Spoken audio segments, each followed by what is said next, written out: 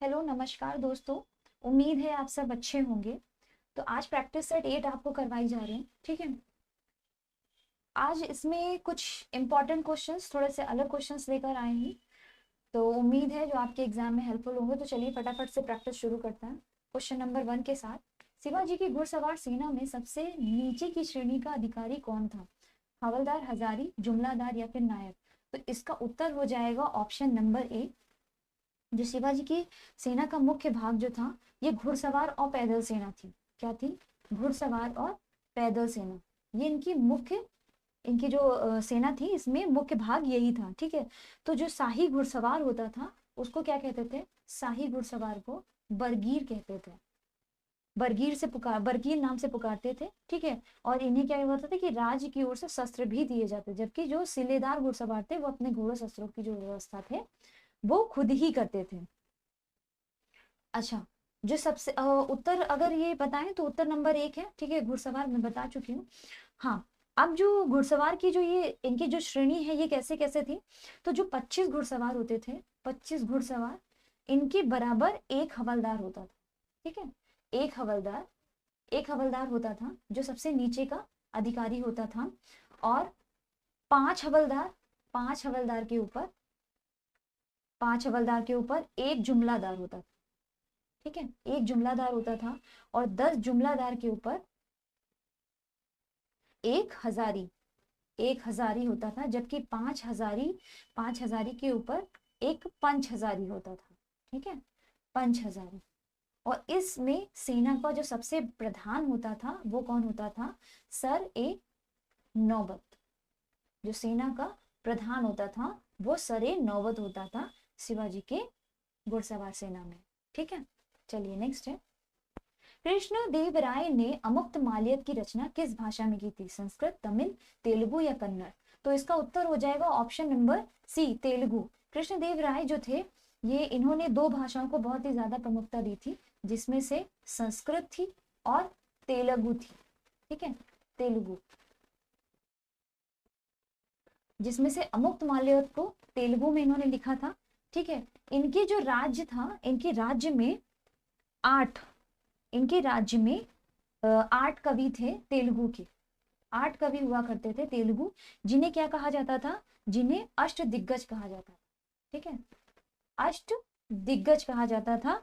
और इन्हीं सांस्कृतिक और साहित्यिक उपलब्धियों के कारण जो कृष्णदेव राय थे, इनको अष्ट आंध्र भोज कहा गया, ठीक है। नेक्स्ट है, सूची मिलान करना है।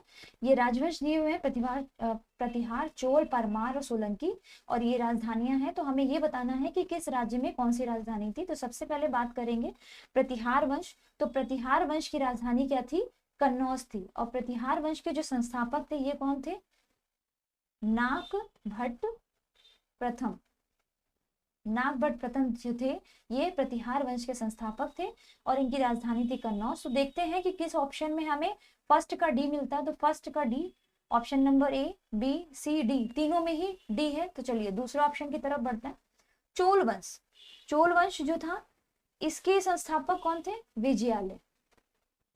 विजयालय इसके संस्थापक थे। और चोल वंश की जो राजधानी थी वो कौन सी थी? तंजौर। यानी कि टू का ए। तो टू का ए किसमें है? टू का ए में है, ठीक है। और सी में नहीं है तो सी कट जाएगा, बी में भी नहीं है, ये भी कट जाएगा, डी में है, ठीक है। तो इसका मतलब अभी हमें तीसरे ऑप्शन की तरफ बढ़ना होगा, ठीक है। तो परमाल जो वंश था, इसके संस्थापक थे कृष्णराज। इन्हें और क्या कहा गया? इन्हें उपेंद्र भी कहा गया, ठीक है। उपेंद्र भी कहते थे कृष्णराज को, ठीक है। और इनकी राजधानी थी धारा। तो सी का थर्ड का सी, यानी कि उत्तर हो जाएगा ऑप्शन नंबर डी, ठीक है, उत्तर। और सोलंकी वंश को चालुक्य वंश भी कहते थे, चालुक्य। और इसकी राजधानी थी अनहिलवाड़, ठीक है। और मूल राज प्रथम इसके संस्थापक थे। याद रहेगा। चलिए नेक्स्ट क्वेश्चन की तरफ। निम्नलिखित अभिलेखों में किसमें चंद्रगुप्त मौर्य और अशोक दोनों के नाम उल्लेख है? शाहबाजगढ़ी शिलालेख, मास्की लेख, रुद्रदामन का जूनागढ़ अभिलेख या फिर स्कंदगुप्त का जूनागढ़ अभिलेख। तो उत्तर हो जाएगा ऑप्शन नंबर सी, रुद्रदामन का जूनागढ़ अभिलेख है, इसी में ही चंद्रगुप्त मौर्य और अशोक के जो है इनका नाम मिलता है। जबकि जो चंद्रगुप्त मौर्य अशोक के जो प्रसिद्ध लेख हैं उनमें इनका नाम नहीं मिलता है, ठीक है। और ये चंद्रगुप्त मौर्य के नाम की बात की जाए प्रसिद्धि में, तो ये सबसे प्राचीनतम लेखों में ये उदाहरण है जिसमें चंद्रगुप्त का नाम मिलता है, ठीक है। चंद्रगुप्त मौर्य ने पश्चिम प्रांत में इन्होंने एक झील का निर्माण करवाया था जिसे सुदर्शन झील के नाम से जाना जाता है। झील का निर्माण कराया गया था जिसे सुदर्शन झील के नाम से जाना जाता है, जो कि वर्तमान गुजरात में स्थित है। कहाँ पे स्थित है? गुजरात में स्थित है, ठीक है। इन्होंने पश्चिम प्रांत में एक गवर्नर थे, गवर्नर का क्या नाम था? पुष्यगुप्त वैश्य। इनकी सहायता से सौराष्ट्र में क्या करा था? एक झील का निर्माण करवाया था, सुदर्शन झील, ठीक है। और यही झील जो है, इस झील का निर्माण कार्य अशोक ने भी करवाया, ठीक है। इसमें जो मतलब बदलाव थे वो अशोक ने भी करवाए थे। और इसके बाद इस अशोक ने क्या कराया था कि जो अशोक के जो गवर्नर थे, अशोक के टाइम पे जो गवर्नर थे तुषास्प, इनकी सहायता से इस सुदर्शन झील में क्या हुआ था कि एक नहर निकाली गई थी, ठीक है। और रुद्रदामन के समय में ये हुआ था कि इसका जो बांध था, इस झील पर जो बांध बना था वो टूट गया था, ठीक है। वो टूट गया था और रुद्रदामन ने उसकी मरम्मत करवाई थी। किसके द्वारा? अपने राज्यपाल सुविशाख के द्वारा, ठीक है, इसकी मरम्मत करवाई थी। और इसमें एक और नाम जोड़ा जाता है स्कंदगुप्त का, ठीक है। स्कंदगुप्त ने भी इस बांध का मतलब जो मरम्मत है वो करवाई थी। नेक्स्ट है, नचिकेता और यम के बीच जो यह संवाद है वो किसमें उल्लेखित है? छांदोग्य उपनिषद में, मुंडकोपनिषद में, कंठोपनिषद में या फिर कैनोपनिषद में। तो उत्तर हो जाएगा ऑप्शन नंबर सी, कंठोपनिषद में जो है नचिकेता और यम के बीच सुप्रसिद्ध संवाद मिलते हैं, ठीक है। इसके अलावा छांदोग्य उपनिषद की बात की जाए तो इसमें देवकी पुत्र और घोर अगिरस के शिष्य के रूप में कृष्ण का उल्लेख मिलता है। किसका उल्लेख मिलता है? छांदोग्य उपनिषद में कृष्ण का उल्लेख मिलता है। और इसी उपनिषद में अद्वैतवाद, ठीक है, के सिद्धांत और बुद्ध के जो आर्य सत्य हैं, चार आर्य सत्य जो हैं वो मिलते हैं। और महावीर के जियो और जीने दो, महावीर का जो जियो और जीने दो, ये भी कहाँ मिलता है? ये भी छंदोग्य उपनिषद में मिलता है, ठीक है। मुंडकोपनिषद ये कई बार क्वेश्चन भी पूछा जा चुका है आयोग द्वारा कि जो हमारा राष्ट्रीय आदर्श वाक्य है सत्यमेव जयते, ये कहाँ से उठाया गया है? मुंडकोपनिषद से उठाया गया। इसके बाद की जाए कैनोपनिषद जो है ये सबसे छोटा उपनिषद है, ठीक है। और इसमें ब्रह्म के स्वरूप की चर्चा की गई है। इसकी चर्चा की गई है ब्रह्म के स्वरूप की, ठीक है। नेक्स्ट है, राष्ट्रीय आंदोलन की अवधि में जिस घटना ने मतभेद के बीज बोए वह अंततः देश का विभाजन कराया, इसकी वजह क्या थी? वर्ष 1906 मुस्लिम लीग की स्थापना करना था, कि वर्ष 1905 में बंगाल का विभाजन, कि गांधी द्वारा खिलाफत आंदोलन को समर्थन, की विधानसभा मुसलमानों के पृथक निर्वाचन क्षेत्रों और स्थानों का आरक्षण था। तो इसका उत्तर हो जाएगा ऑप्शन नंबर डी, जो विधानसभाओं में मुसलमानों के लिए पृथक निर्वाचन क्षेत्रों और स्थानों का आरक्षण जो कि 1909 में लाया गया था। किसके द्वारा? मार्ले मिंटो के द्वारा, ठीक है। मार्ले मिंटो के द्वारा लाया गया था यह अधिनियम 1909 का भारत अधिनियम। इसको लाने से क्या हुआ था कि राष्ट्रीय आंदोलन में, ठीक है, ये देश के विभाजन का सबसे बड़ा कारण बना था। और इसमें जो मार्ले हैं इन्होंने मिंटो से कहा भी था कि अगर ये पृथक निर्वाचन मंडल स्थापित मतलब अगर ये अधिनियम आएगा तो इससे होगा क्या कि जो पृथक निर्वाचन मंडल, इनके शब्द थे कि पृथक निर्वाचन मंडल स्थापित करके, ठीक है, हम नाग के दांत बो रहे हैं और इसका जो परिणाम है वो भीषण होगा। ठीक है, ये मिंटो को मार्ले ने बोला था। चलिए नेक्स्ट है, निम्नलिखित कथनों पर विचार करिए।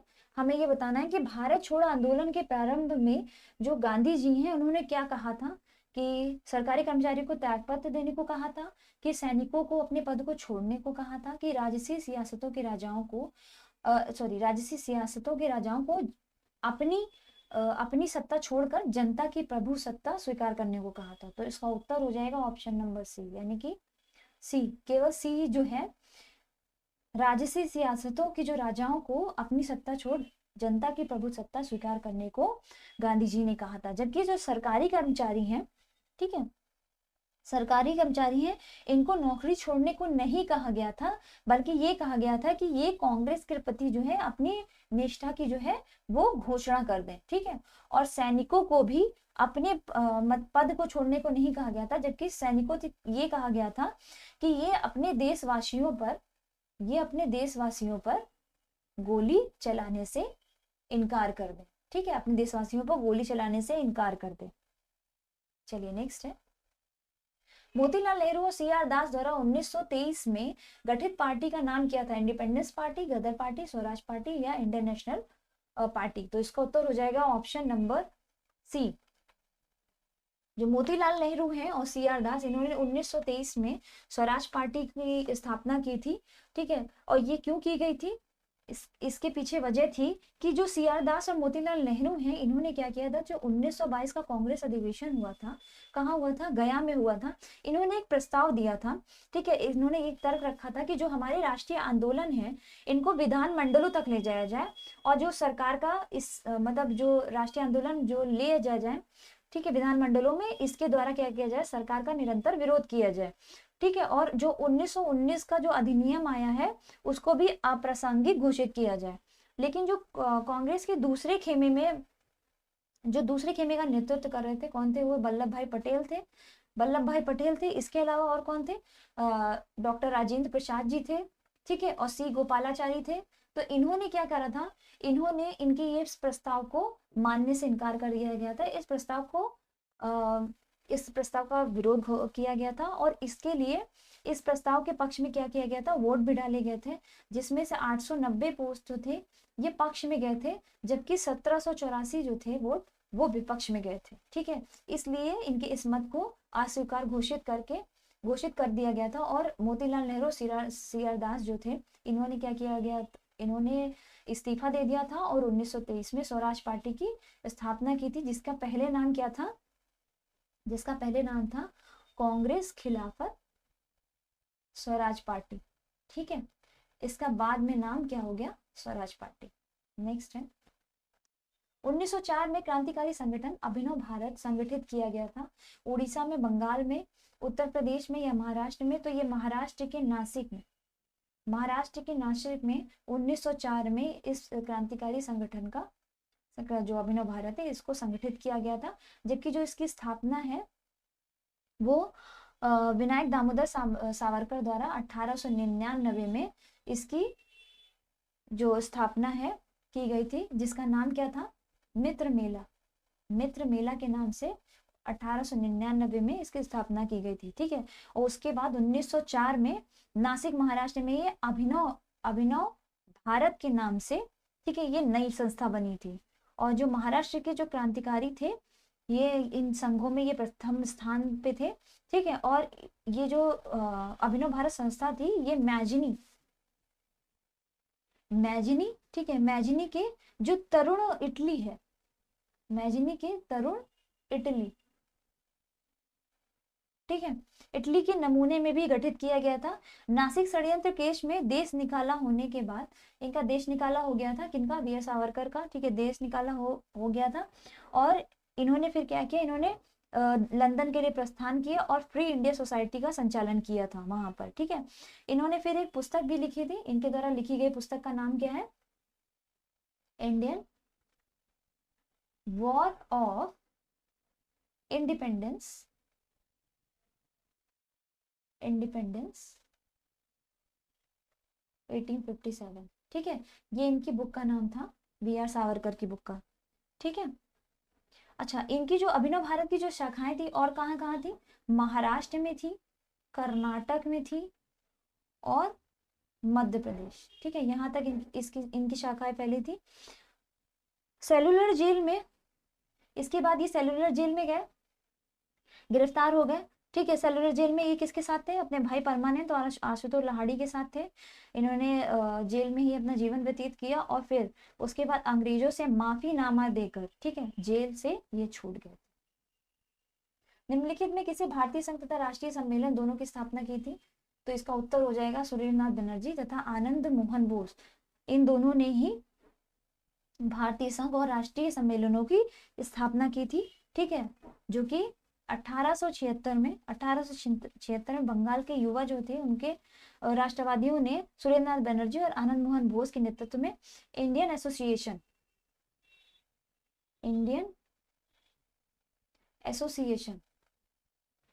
एसोसिएशन का गठन किया था।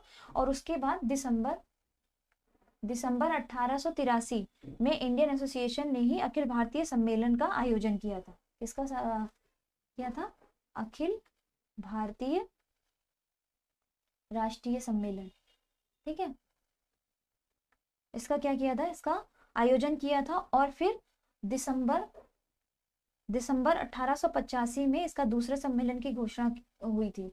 और यही कारण भी था कि जो 1885 में भारतीय राष्ट्रीय कांग्रेस का जो स्थापना सत्र था, इसमें जो थे ये शामिल, सुरेंद्रनाथ बनर्जी जो है शामिल नहीं हो पाए थे। नेक्स्ट है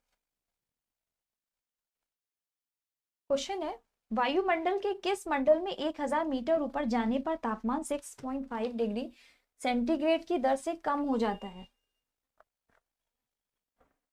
तो उत्तर ऑप्शन है मध्य मंडल, आयन मंडल, ओजोन मंडल या परिवर्तन या क्षोभ मंडल। तो इसका उत्तर हो जाएगा ऑप्शन नंबर डी, क्षोभ मंडल, ठीक है।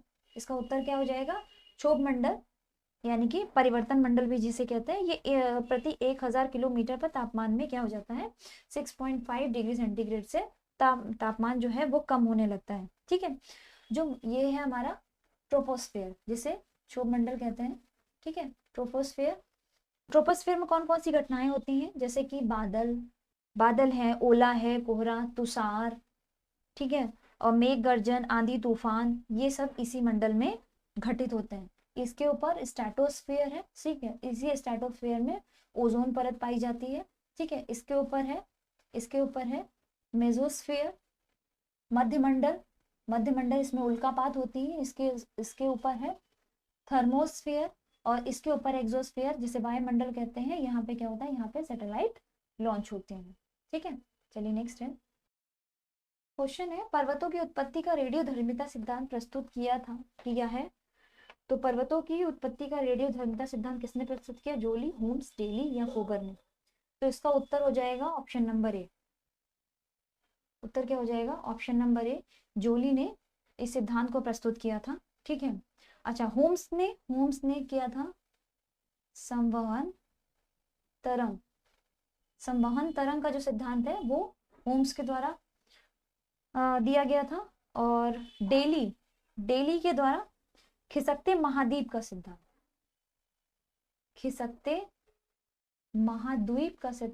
किसने दिया था, खिसकते महाद्वीप का सिद्धांत ये दिया था डेली ने। कोबर द्वारा भूसन्नति का सिद्धांत कोबर द्वारा दिया था। और जोलू ने रेडियोधर्मिता का सिद्धांत दिया था। नेक्स्ट है, निम्न में से कौन से खनिज बिहार में मिलते हैं, कोयला, लौह, मैग्नीज या पेट्रोल? तो इसका उत्तर हो जाएगा ऑप्शन नंबर बी, केवल लोहा जो है ये कहाँ मिलता है, ये बिहार में मिलता है। अच्छा, जो बिहार है, मतलब जब तक ये संयुक्त बिहार जब ये झारखंड और बिहार में डिवाइड नहीं हुआ था, तब यहाँ पे क्या क्या पाया जाता था, तब यहाँ पर कोयला, ठीक है, तब यहाँ पर इसमें कोयला, लौह, मैग्नीज, ठीक है, कोयला, लौह, मैग्नीज, ये तीनों ही पाए जाते थे। लेकिन डिवाइड होने के बाद, ठीक है, यहाँ बिहार में सिर्फ क्या रह गया, बिहार में सिर्फ कोयला रह गया, ठीक है। और इसमें क्या क्या है, पाइराइट्स, पाइराइट्स 95%, लाइमस्टोन पाया जाता है, बॉक्साइट पाया जाता है बिहार में, फेल्पार, ग्रेनाइट, ठीक है, सोना, ये सब कहाँ पाया जाता है, ये सब बिहार में पाया जाता है। चलिए नेक्स्ट है, सूची का मिलान करना है नगर, और इस नगर पर किस नदी पर बसे हुए हैं ये नगर, आपको ये बताना है, ठीक है।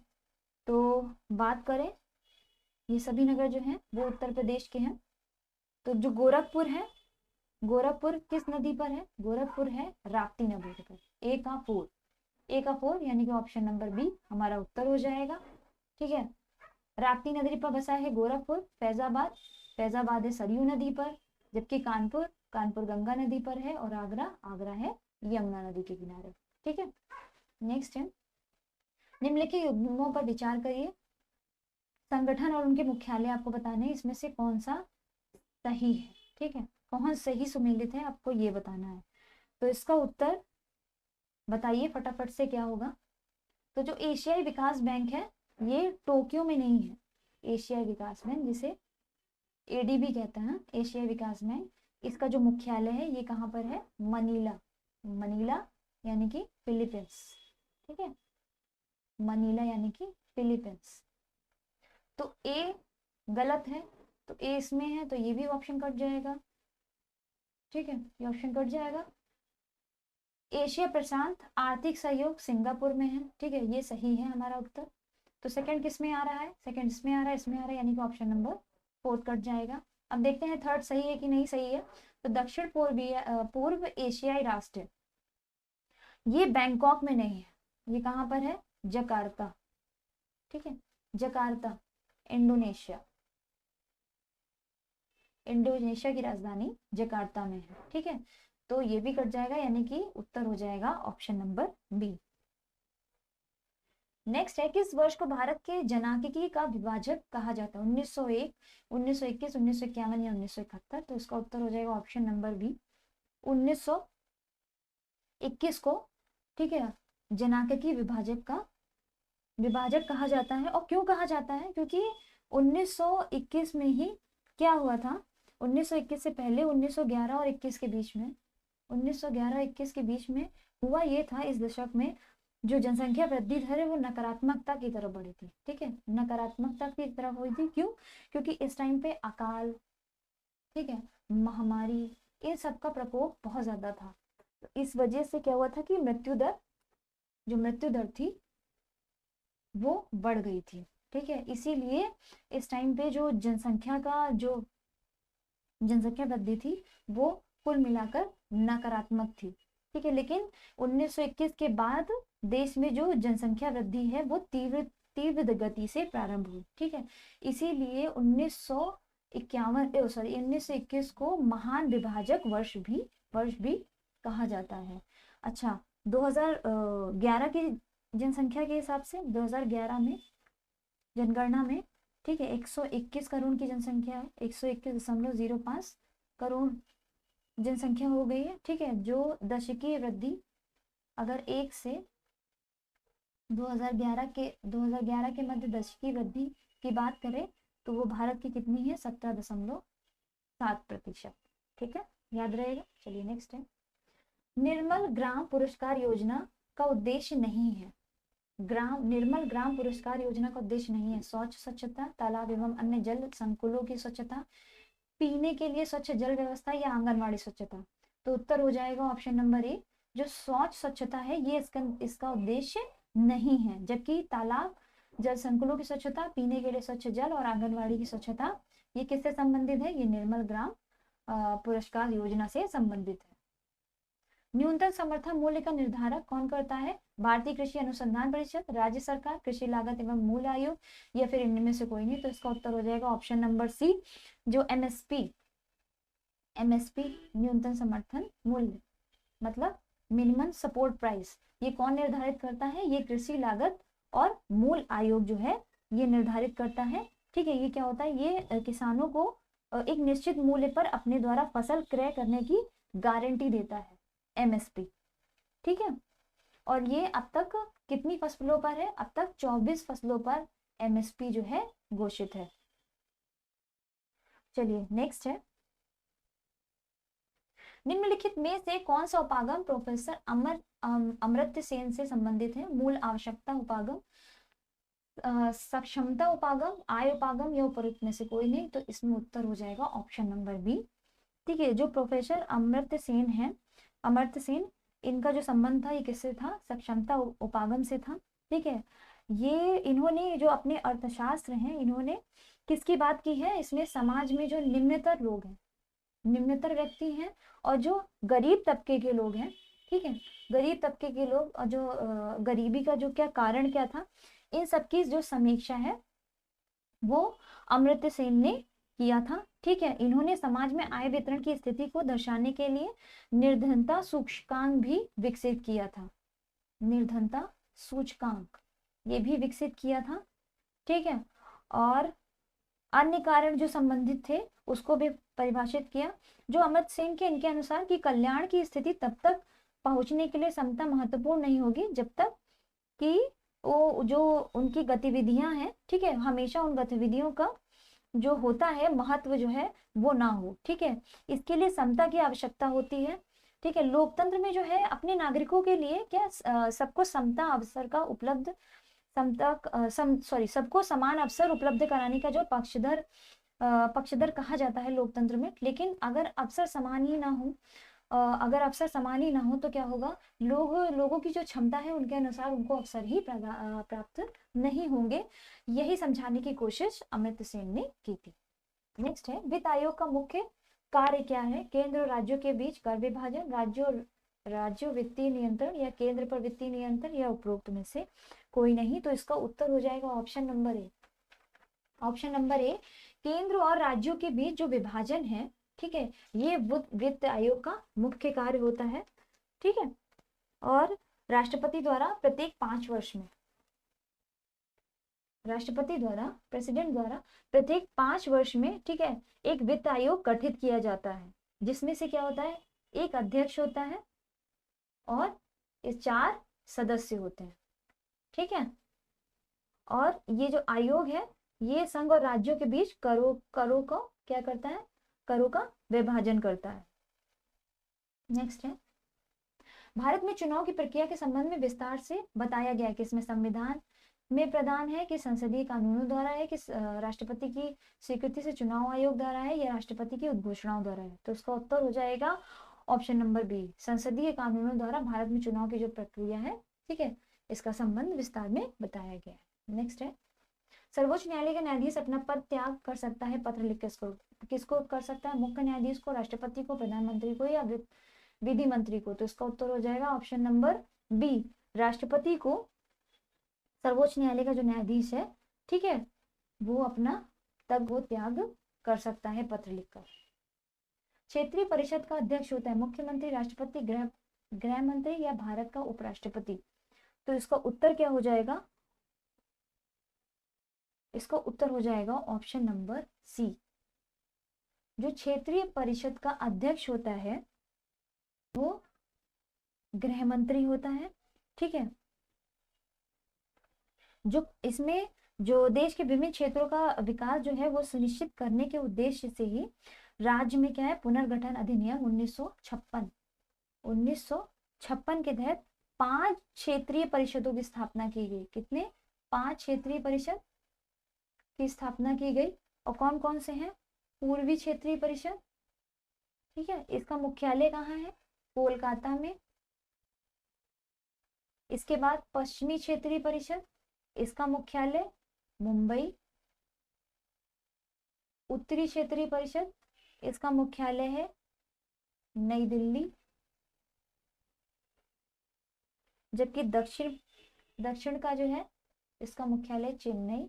और एक आखिरी मध्य क्षेत्रीय परिषद, ठीक है, मध्य क्षेत्रीय परिषद, इसका मुख्यालय है प्रयागराज। 1971 के अधिनियम के तहत उत्तर पूर्वी क्षेत्रीय परिषद मुख्यालय शिलोंग का गठन किया गया था।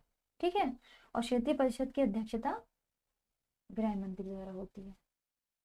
चलिए नेक्स्ट है, निम्नलिखित में से किस एक भारतीय संविधान के अंतर्गत राज्य का नीति निदेशक तत्व नहीं है? लोक कल्याण की अभिव्यक्ति करना, एक रूप सिविल संहिता प्राप्त करना, अंतर्राष्ट्रीय शांति की अभिव्यक्ति करना, या युवकों को रोजगार देना। तो उत्तर हो जाएगा ऑप्शन नंबर डी। ठीक है, ये राज्य के नीति निदेशक तत्वों के अंतर्गत नहीं आता है। जो डीपीएसपी है, ये भाग 4 में इसका उल्लेख किया गया है, 35 से आर्टिकल 35 से 51 तक। ठीक है, इसके अंतर्गत डीपीएसपी के आर्टिकल आते हैं। और ये जो नीति निदेशक तत्व हैं, ये कहाँ से लिए गए हैं? ये आयरलैंड, ठीक है, आयरलैंड से लिए गए हैं। ठीक है, और जो राज्य के नीति निदेशक तत्व हैं, ये इनका उद्देश्य क्या होता है? कल्याणकारी राज्य की स्थापना करना। भारतीय संविधान में किस अनुच्छेदों के प्रावधानों के अंतर्गत संशोधन किया जा सकता है? अनुच्छेद 368, 360, 356 या 352। तो इसका उत्तर हो जाएगा, जो संशोधन है इसके लिए कौन सा अनुच्छेद होता है? 368। ठीक है, तो जो 368 है, ये संशोधन करने की जो संसद की शक्ति है और उसकी प्रक्रिया का प्रावधान करता है अनुच्छेद 368। 360 में क्या है? 360 में वित्तीय आपातकाल की बात की गई है, वित्तीय आपातकाल जो कि अभी तक कभी भी नहीं लगा है। 356 में राज्यों एवं संवैधानिक तंत्र के विफल हो जाने की दशा में राष्ट्रपति शासन की बात की गई है, किसके अंतर्गत? 356 और 352 में राष्ट्रीय आपातकाल की बात की गई है। चलिए नेक्स्ट है, एथलीट फूट बीमारी कैसे होती है? जीवाणुओं से, फफूंद से, प्रोटोजोआ से या सूत्रकृमि से? तो उत्तर हो जाएगा फफूंद। ठीक है, एथलीट फूट जो है ये कवक से होने वाली बीमारी है। फफूंद मतलब कवक से होने वाली बीमारी है। ये रोग टीनिया पेडिस नामक कवक से होता है। किससे होता है? टीनिया पेडिस नामक कवक से होता है। ये त्वचा का संक्रामक रोग होता है और ये कहाँ होता है? ये पैरों की त्वचा कटने फटने और मोटा, और पैर की जो स्किन है वो क्या होती है? मोटी होने लगती है। ठीक है, अच्छा, कवक से होने वाले अन्य रोगों की बात करें तो और कौन कौन से कवक से होने वाले रोग हैं? दमा है, खाज है, गंजापन है, ठीक है, दाद है। ये किससे होते हैं? ये कवक से होने वाले रोग हैं, जिसमें जो गंजापन है ये टीनिया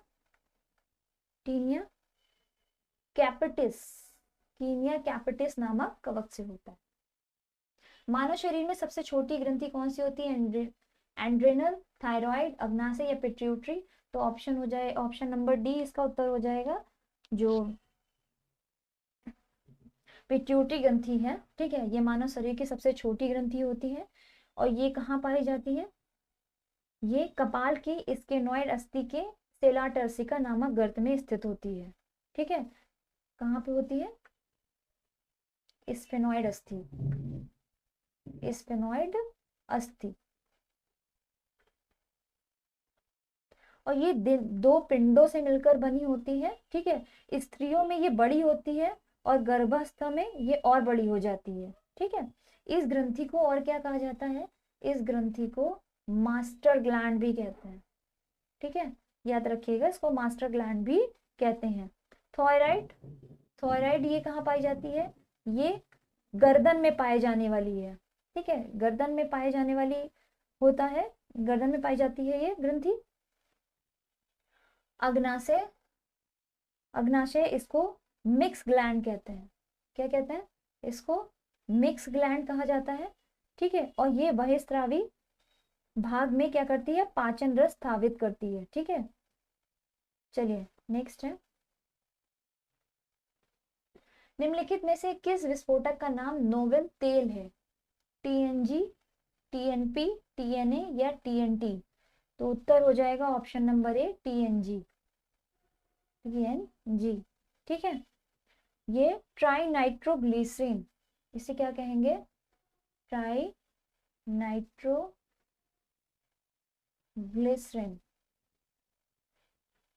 ठीक है, ये एक रंगहीन तैलीय कार्बनिक पदार्थ होता है। ठीक है, ये डायनामाइट बनाने में काम आता है। टीएनजी जो है ये डायनामाइट काम बनाने में आता है और इसको नोवेल तेल कहा जाता है। ठीक है, इसकी खोज किसने की थी? इसकी खोज की थी अल्फ्रेड नोबेल ने। अल्फ्रेड नोबेल ने की थी 1846 में। ठीक है, ये ट्राई नाइट्रोटोल्विन भी, जो ट्राई नाइट्रो टीएनटी की बात करें तो ट्राई नाइट्रोटोल्विन ये भी एक विस्फोटक है। ठीक है, चलिए नेक्स्ट है। तैरने के तालाब में तैरने से मनुष्य की त्वचा जल जाती है, किसके कारण? अवरक्त किरणों के कारण, क्लोरीन के कारण, ऊष्मा के कारण, या पराबैंगनी किरणों के कारण? तो उसका उत्तर हो जाएगा क्लोरीन के कारण। ठीक है, तैरने के तालाब में जो मनुष्य की जो त्वचा है वो किसके कारण जलती है? क्लोरीन के कारण जलती है। ये जो है ये एक बहुत ही क्रियाशील गैस होती है और ये संयुक्त अवस्था में साधारण नमक में पाई जाती है। ठीक है, इसमें क्या होता है, ये गैस जो होता है ये कीटाणु नाशक के रूप में और ऑक्सीकारक के रूप में भी प्रयोग की जाती है। ओजोन गैस जो होती है ओजोन गैस ये जो सूर्य से आने वाली पराबैंगनी किरणों को क्या करती है? पृथ्वी पे आने से रोकती है। जो ओजोन गैस है ये पराबैंगनी किरणों को रोकने का काम करती है। ठीक है, इसके अलावा जो अवरक्त किरणें ये ऊष्मीय विकिरण है। ठीक है, जो अवरक्त किरणें हैं ये जिस वस्तु पर पड़ती हैं उसमें क्या होता है, उसका जो ताप होता है वो बढ़ जाता है, ये जिस भी वस्तु पर पड़ती हैं। ठीक है, और इनका जो प्रयोग है वो फोटोग्राफी, इसका जो प्रयोग है वो फोटोग्राफी और रोगियों की सिकाई के लिए, अवरक्त किरणों का प्रयोग किया जाता है। केल्विन मापन में मनुष्य के शरीर का सामान्य ताप होता है 280, 290, 300 या 310। तो उत्तर हो जाएगा ऑप्शन नंबर डी। जो मनुष्य का शरीर है वो सामान्य तापमान केल्विन में 310.15 डिग्री, ठीक है, केल्विन होता है। जबकि फ़ारेनहाइट में कितना होता है? फ़ारेनहाइट में ये होता है 98.6 डिग्री, 98.6 डिग्री और 6 डिग्री फ़ारेनहाइट। और सेल्सियस में कितना होता है? ये सेल्सियस में होता है 37 डिग्री सेल्सियस। ठीक है, जबकि र्यूमर पैमाने में होता है 29.6 डिग्री सेंटीग्रेड, सॉरी 6 डिग्री र्यूमर। मधुशाला किसके द्वारा रचित है? तो मधुशाला महादेवी वर्मा, मैथिली शरण गुप्त, हरिवंश राय बच्चन या सुमित्रा नंदन पंत। तो आपको उत्तर बताना है इसमें क्या होगा। तो मधुशाला ये है हरिवंश राय बच्चन, जो कि अमिताभ बच्चन के पिता हैं। ठीक है, इनके द्वारा रचित ये काव्य ग्रंथ है जो कि 1935 में आया था। कब आया था? 1935 में आया था। ठीक है, हरिवंश राय बच्चन जो है ये इलाहाबाद के प्रवर्तक थे। इनकी 3 रचनाएं थी, कौन कौन सी? मधुशाला थी जिसका नाम सामने है आपके, इसके अलावा मधुबाला ये कब आई थी? ये आई थी 1936 में। ठीक है, इसके अलावा एक और थी मधु कलश, ये कब आई थी? ये 1937 में। ठीक है, याद रहेगा। चलिए नेक्स्ट है। एरा गैरा नथु खैरा मतलब क्या होगा? इसका मतलब होगा कमजोर आदमी, मामूली आदमी, होशियार आदमी या गवार आदमी। तो मामूली आदमी, एरा गैरा नथु खैरा मतलब मामूली आदमी से इसका अर्थ निकाला जाएगा। ठीक है, प्रतिआघात का संधि रूप क्या होगा? प्रतिआघात ई प्लस आ मिलकर क्या बनता है? ई या मतलब या बनता है। तो यहाँ किसकी बात की जा रही है? यड़ स्वर संधि की बात की जा रही है। तो या बनेगा, तो क्या उत्तर हो जाएगा? प्रत्याघात। ठीक है, ई और या मिलकर क्या बनेगा? या। ठीक है, प्रत्याघात इसका उत्तर हो जाएगा। यद्यपि वह बीमार था परंतु वह मिला गया। इसमें आपको त्रुटि ढूंढनी है। त्रुटि क्या है? बताइए कहाँ पर त्रुटि होगी, तो ऑप्शन नंबर सी इसका सही होगा। ठीक है, यद्यपि वह बीमार था तथापि वह मेला गया, ये इसका शुद्ध वाक्य होगा, जबकि ये जो है ये अशुद्ध वाक्य है। ठीक है, सब कुछ जानने वाला वाक्यांश के लिए क्या होगा, सब बहुज्ञ, सर्वज्ञ, अल्पज्ञ या अज्ञ, तो उत्तर हो जाएगा ऑप्शन नंबर बी, सब कुछ जानने वाले के लिए सर्वज्ञ। और बहुज्ञ के लिए क्या होगा, बहुत कुछ जानने वाला, बहुत कुछ जानने वाले के लिए बहुज्ञ। ठीक है, अल्प जानने वाला मतलब कम जानने वाला, उसके लिए क्या होगा, अतज्ञ। ठीक है, कुछ ही जानने वाले के लिए अतज्ञ, सॉरी कुछ ही जानने वाले के लिए अज्ञ, कुछ ही जानने वाले के लिए। ठीक है, चलिए नेक्स्ट है, आगा खां गोल्ड कप किस खेल से संबंधित है, बैडमिंटन, हॉकी, फुटबॉल या फिर क्रिकेट। आगा खां जो गोल्ड कप है ये किससे संबंधित है, ये फुटबॉल से संबंधित है।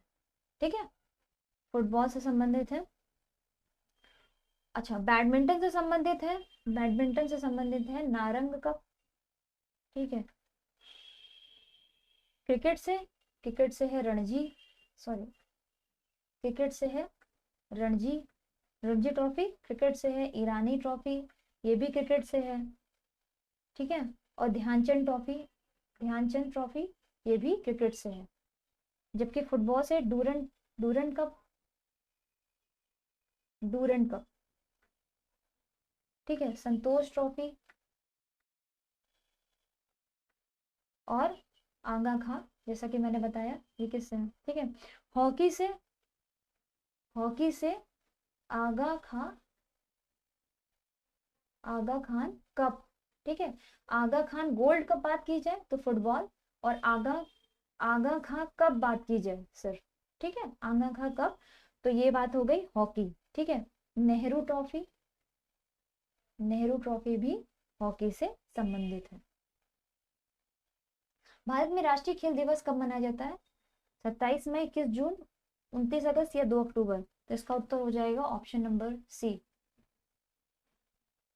ऑप्शन नंबर सी 29 अगस्त को जो मेजर ध्यानचंद है, ठीक है, मेजर ध्यानचंद जो कि हॉकी प्लेयर थे, ठीक है, इनकी जयंती पर क्या मनाया जाता है, 29 अगस्त को राष्ट्रीय खेल दिवस मनाया जाता है। ठीक है, और दुनिया भर में इनको हॉकी के जादूगर के नाम से यह प्रसिद्ध है।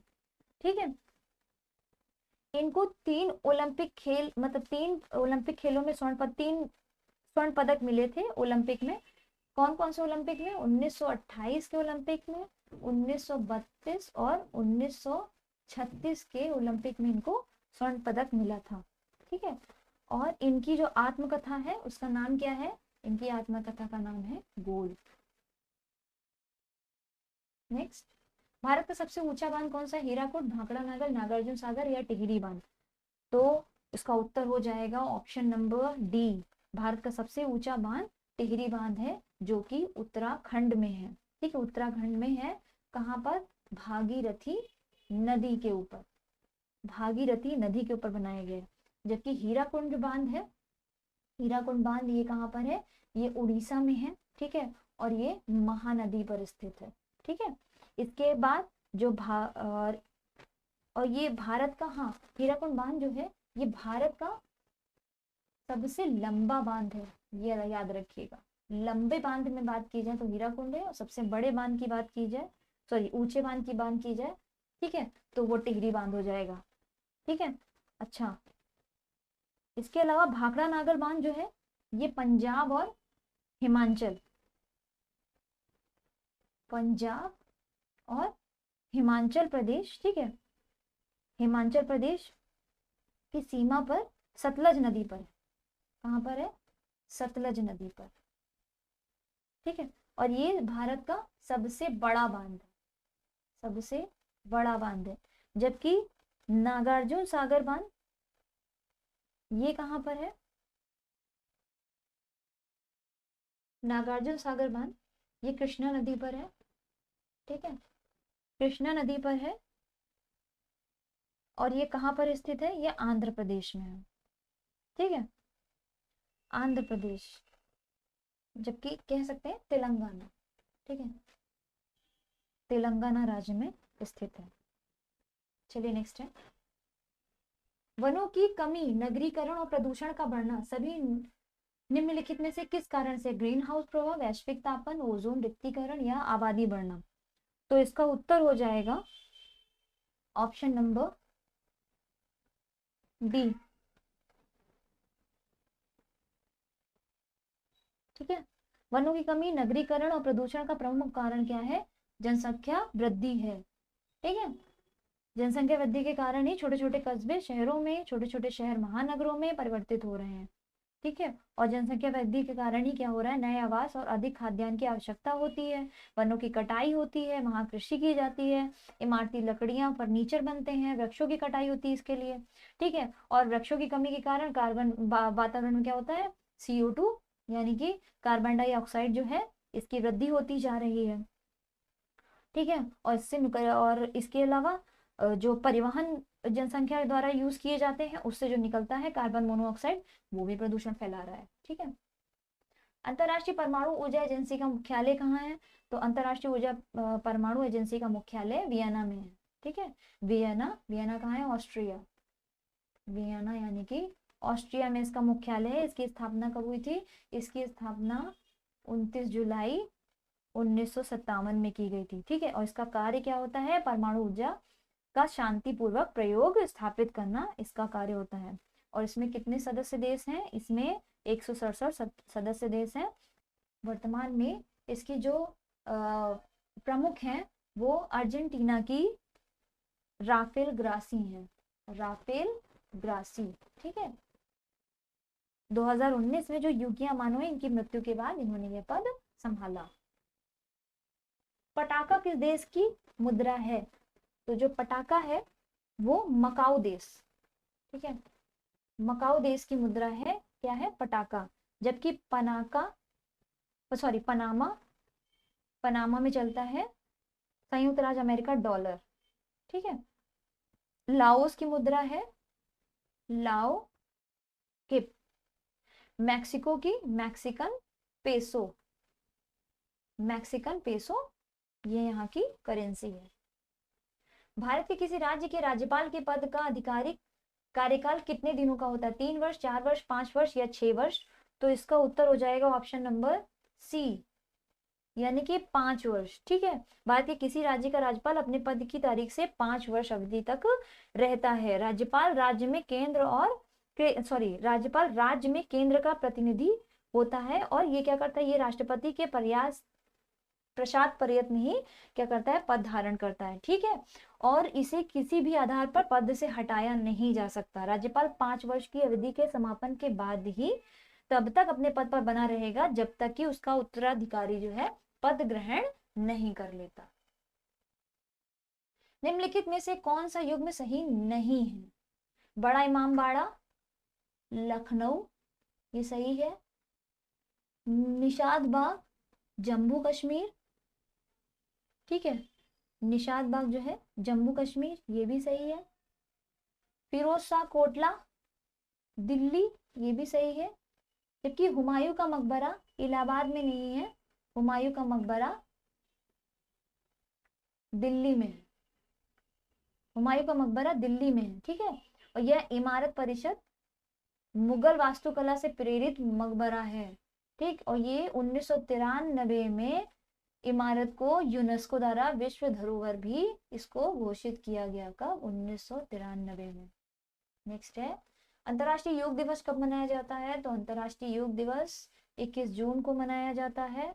जून 2022 में जो इसका मुख्य आयोजन है वो मैसूर कर्नाटक में किया गया, ठीक है। उसकी थीम क्या है? इसकी थीम है योग फॉर ह्यूमैनिटी, ठीक है, ह्यूमैनिटी। ये 2022 का थीम था अंतरराष्ट्रीय योग दिवस का, ठीक है। और इस बार कहाँ पे हुआ?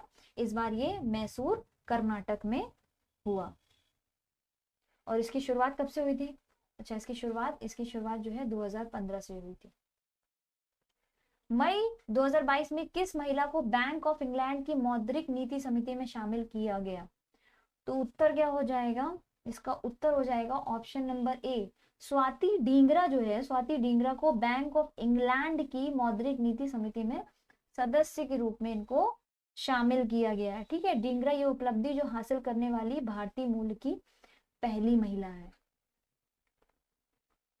ठीक है, याद रहेगा। चलिए नेक्स्ट। मई 2022 में डब्ल्यूएचओ के किस राज्य को उसके तंबाकू नियंत्रण कार्यक्रम के लिए पुरस्कृत करने की घोषणा की गई? उत्तर प्रदेश, बिहार, झारखंड या गुजरात? तो उत्तर हो जाएगा झारखंड राज्य। ठीक है, झारखंड को उसके तंबाकू नियंत्रण कार्यक्रम की सफलता के लिए, ठीक है, डब्ल्यूएचओ ने पुरस्कृत करने का निर्णय लिया है। ठीक है, और जो डब्ल्यूएचओ है ये प्रतिवर्ष 31 मई को क्या है, विश्व तंबाकू दिवस मनाता है। विश्व तंबाकू निषेध दिवस मनाया जाता है। मई 2022 में केंद्र सरकार ने जीएसटी मुआवजे के रूप में कितनी बकाया धनराशि जारी की? तो इसका उत्तर हो जाएगा ऑप्शन नंबर डी, 86,912 करोड़ रुपए जो हैं वो 2022 में केंद्र सरकार ने राज्यों को मुआवजे के रूप में प्रदान किए थे। मई 2022 में किसे पाकिस्तान के तीसरे सर्वोच्च नागरिक पुरस्कार से सम्मानित किया गया? तो वेस्ट इंडीज के पूर्व कप्तान डेरेन सैमी, ये वेस्ट इंडीज के हैं। ठीक है, वेस्ट इंडीज के ये पहले कप्तान रह चुके हैं। ठीक है, वेस्ट इंडीज के, और इनको पाकिस्तान के तीसरे सर्वोच्च सम्मान सितारे पाकिस्तान, ठीक है, सितारे पाकिस्तान, इससे नवाजा गया है। और ये पुरस्कार इनके द्वारा पाकिस्तान के अंतर्राष्ट्रीय क्रिकेट को वापस लाने के कार्य के लिए भी प्रदान किया गया, उन्हें ही है। ठीक है, पाकिस्तान का सर्वोच्च नागरिक सम्मान निशान ए पाकिस्तान है। ठीक है, और दूसरा सर्वोच्च सम्मान हिलाल पाकिस्तान, और इनको कौन सा मिला है, ये थर्ड है। ये तीसरा सर्वोच्च सम्मान है पाकिस्तान का, सितारा ए पाकिस्तान। हाल ही में किसे राष्ट्रीय सूचना विज्ञान केंद्र का नया महानिदेशक बनाया गया? राजीव कुमार, राजेश गेरा, माधव राव मित्रा या मधुसूदन गुप्त? तो इसका उत्तर हो जाएगा राजेश गेरा, ऑप्शन नंबर बी। ठीक है, ये वरिष्ठ वैज्ञानिक हैं और ये इनको राष्ट्रीय सूचक विज्ञान केंद्र यानी कि एनआईसी का महानिदेशक नियुक्त किया गया। एनआईसी का जो हेडक्वार्टर है ये कहाँ पर है, ये न्यू दिल्ली में है। ठीक है, नई दिल्ली में है, और इसकी स्थापना कब हुई थी? इसकी स्थापना 1976 में हुई थी। ठीक है, और ये और जो ये राजीव कुमार है ये भारत के 25वें मुख्य चुनाव आयुक्त हैं। ठीक है, याद रहेगा। मई 2022 में राष्ट्रपति रामनाथ कोविंद ने अखिल भारतीय आयुर्वेद महासम्मेलन का उद्घाटन कहाँ किया? उत्तर प्रदेश, उत्तराखंड, मध्य प्रदेश या राजस्थान? तो इसका उत्तर हो जाएगा मध्य प्रदेश। रामनाथ कोविंद जी द्वारा मध्य प्रदेश के उज्जैन में अखिल भारतीय आयुर्वेद के 59 नंबर के महासम्मेलन का उद्घाटन किया गया। ठीक है, और इसका जो उद्देश्य क्या है कि रोगों के उपचार में आयुर्वेद को महत्वता देना इसका उद्देश्य है। नेक्स्ट है, जून 2022 में दुनिया का सर्वाधिक तेज सुपर कंप्यूटर कौन बना? तो फुगाकू को पीछे छोड़कर, ठीक है, फुगाकू को पीछे छोड़कर ऑप्शन नंबर डी यानी फ्रंटियर जो है अमेरिका का है। ये कहाँ का है? अमेरिका का है फ्रंटियर। ये दुनिया का सबसे तेज सुपर कंप्यूटर बना। ठीक है, और इसकी स्पीड कितनी है? 1.1 एक्साफ्लॉप्स।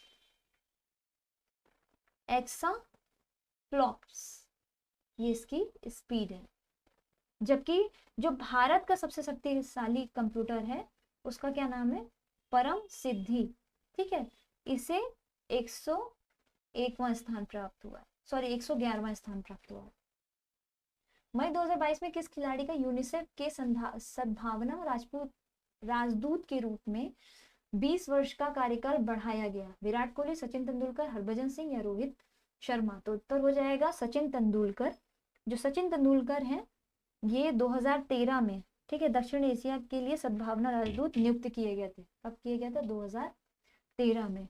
और इनका जो राजदूत के रूप में कार्यकाल है वो 20 वर्ष के लिए बना दिया गया है। ठीक है, अच्छा, बात करें हम यूनिसेफ की, तो यूनिसेफ का जो हेडक्वार्टर है ये कहाँ पर है? न्यूयॉर्क में है, न्यूयॉर्क में है, ठीक है। और इसकी स्थापना हुई थी 1946 में। नेक्स्ट है, 16 जून 2022 में किस राज्य ने अभियान आंचल की शुरुआत की? उत्तर प्रदेश, मध्य प्रदेश, ठीक है, राजस्थान या फिर हरियाणा? तो इसका उत्तर हो जाएगा ऑप्शन नंबर सी, हरियाणा, ठीक, सॉरी राजस्थान। राजस्थान, ठीक है। गर्भवती महिलाओं को प्रसव पूर्व और प्रसव पश्चात, मतलब लिवर पेन के पहले और लिवर पेन के बाद जो सभी आवश्यक चिकित्सीय सुविधाएं होती हैं, ठीक है, उनकी वो और सहायता उपलब्ध कराने के उद्देश्य से ही जो राजस्थान सरकार है इसने ये आंचल अभियान चलाया था, ठीक है। जून 2022 में प्रधानमंत्री मोदी ने अंजलाई पोन्नुसामी के निधन पर शोक व्यक्त किया था। वे किस देश की थी? तो ये मलेशिया की थी, ठीक है। ये ऐसा क्यों किया गया? तो जो एक इंडियन नेशनल आर्मी थी, ठीक है, उसका एक रेजिमेंट था झांसी की रानी। झांसी की रानी, इंडियन नेशनल आर्मी जो है ये किसके द्वारा बनवाई गई थी? ये सुभाष चंद्र बोस जी द्वारा बनाई गई थी, ठीक है। उसमें एक रेजिमेंट था झांसी की रानी, उसी की ये मतलब एक ये सेना नायक थी, ठीक है, स्वतंत्रता सेनानी थी ये। और इनका जो निधन है 102 वर्ष में हो गया। कहाँ पर? ये मलेशिया की निवासी थी, ठीक है। जून 2022 में किस राज्य में देश का प्रथम लिक्विड मिरर टेलीस्कोप स्थापित किया गया? उत्तर प्रदेश, उत्तराखंड, जम्मू कश्मीर या हिमाचल प्रदेश? तो इसका उत्तर हो जाएगा option number B, Uttarakhand. Uttarakhand राज्य में जो देवस्थल, ठीक है, नामक पहाड़ी के ऊपर देश का प्रथम लिक्विड मिरर टेलीस्कोप है, ठीक है, LMT, liquid mirror telescope, LMT, ठीक है, ये स्थापित किया गया। इस टेलीस्कोप में लिक्विड के रूप में पारे का प्रयोग किया गया है, ठीक है, पारे का प्रयोग किया गया है। और इस टेलीस्कोप के माध्यम से जो सामान्य टेलीस्कोप की तुलना में ये टेलीस्कोप के माध्यम सामान्य टेलीस्कोप की तुलना में ये क्या करेगा? अंतरिक्ष घटनाओं पर तीक्ष्ण और सटीक नजर इस पर रखी जाएगी, ठीक है। सो थैंक यू क्लास, ये आज की हमारा प्रैक्टिस नंबर 8 था। क्लास आपको कैसी लग रही है प्लीज कमेंट सेक्शन में बताइए जरूर, क्योंकि जब तक आप बताएंगे नहीं मुझे पता नहीं चलेगा कि मैं कहाँ कहाँ गलतियां कर रही हूँ या मुझे और कितना अच्छे से क्लास को लेना है। सो प्लीज सपोर्ट कीजिए, सब्सक्राइब कीजिए, शेयर कीजिए और बताइए भी मुझे। और टेलीग्राम मैं हर अपनी क्लास में टेलीग्राम का लिंक पेस्ट कर रही हूँ, तो हमारे टेलीग्राम चैनल से भी जुड़िए और मुझे ज़रूर बताइए कि क्लास कैसी लगी है, ताकि मैं आगे कंटिन्यू करूँ। हाँ, आने वाले टाइम में जो कि अब पेट का टाइम बहुत ही नज़दीक आ चुका है, तो आपके लिए क्विक रिवीजन के लिए फटाफट से सब्जेक्ट्स के जो क्विक रिवीजन कराए जाएंगे आपको शॉर्ट नोट की तरह, ठीक है। तो तैयार रहिएगा और प्लीज़ ये फ्रूटफुल रहेंगे आपके लिए, तो इसका रिवीजन करना मत भूलिएगा, क्योंकि पेट में ये आपको हेल्प ज़रूर कराएगा। So thank you so much.